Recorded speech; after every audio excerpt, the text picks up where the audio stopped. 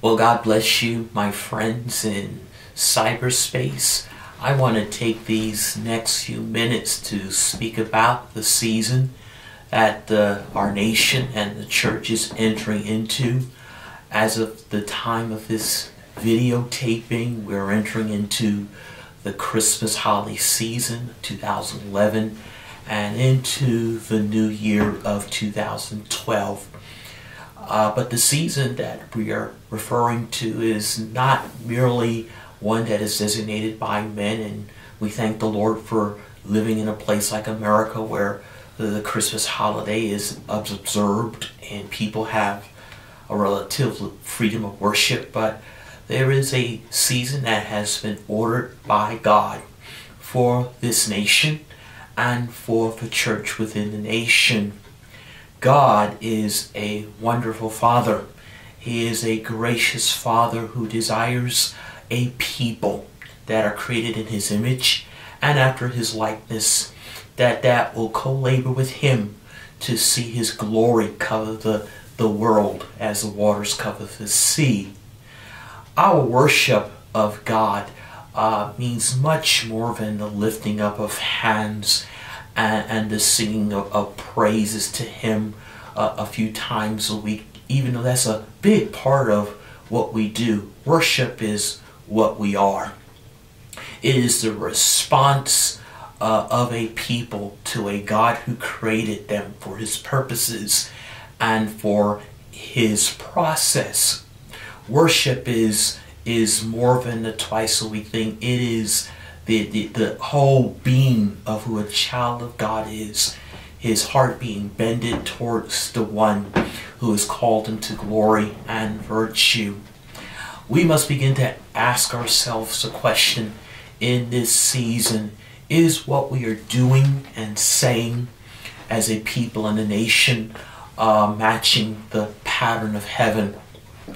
If God is interested in His glory, His heaven, His kingdom, covering this very world and the very creation, He must also desire a pattern that the glory can fully function and be operating therein.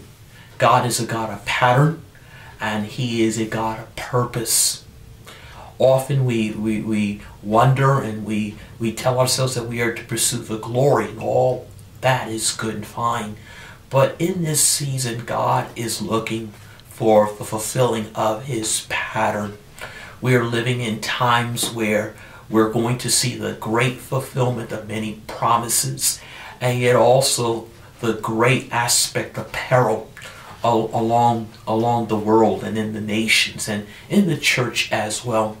Isaiah 60 talks about the parallels between the great glory of God and the great darkness upon the world at the same time.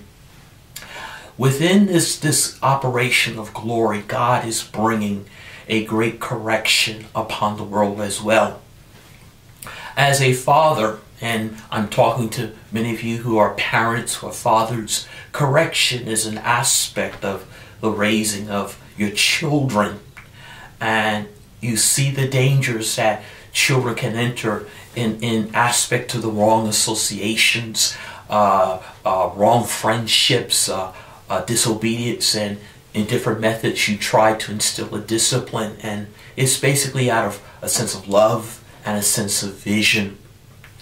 Yet God's discipline and correction of His children is not a malicious one, for God's nature is good. But in Hebrews chapter 12, verses 6 through 11, it talks about the heart of a father to correct his children so that we can be partakers of His holiness. And like natural children that sometimes get weary of the discipline and the instructions and the call to wash the dishes and mow the lawn and work alongside the parents in the home, often there's that temptation of us as the people of God to get weary of His correction. God's correcting is not so much to correct, or even at times that He's angry with us. His correction is a call to an adjustment. that we can again look at the patterns of our lives and ask ourselves and judge ourselves according to 1 Corinthians 11. Does the pattern fit the heavenly? This is what God is wanting in these moments in time. As He's correcting us, He wants our lives to be set up according to the pattern.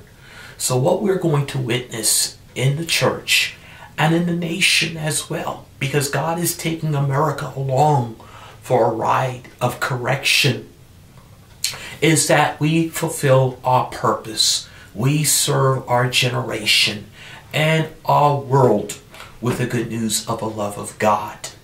It may be as small an adjustment as getting your ministry going again, or starting that business, or it can be as large as making things right with family or children. But be it as it may, we need to ask the Lord, as we long for His glory and as we long for this nation to change, what is the pattern that He is looking for? And we can always go back to the scriptures, the time-honored, eternal words of God, that as we match our lives with His grace, and as His grace enables us, then the glory is going to fall. God is also going to correct America, and I don't believe right now to destroy it, but America is going to be given a space of time. And even in this season, God is going to reveal His glory to this nation through a church that hears the sound. Now, this is not just America. This could be Australia, Canada, Korea, or wherever you're listening to this from. God has a purpose for every nation. And He has in every nation a sense of His glory in that. So what God is going to do in America is display His glory in unprecedented signs, wonders, miracles, angelic activities, an outpour of the open heaven that we have read about as a people from other nations of the world. But it is the calling card of God. And I want you to get this point if you don't get anything else. Signs, wonders, and miracles are the calling cards of God to bring a nation and a people to repentance. We will talk about more of this in another time, but whatever God is calling for you to correct, to adjust, to align, it is for His glory and to open up the heavens over your lives and mine. Well, God bless you, and talk to you again soon. Bye-bye.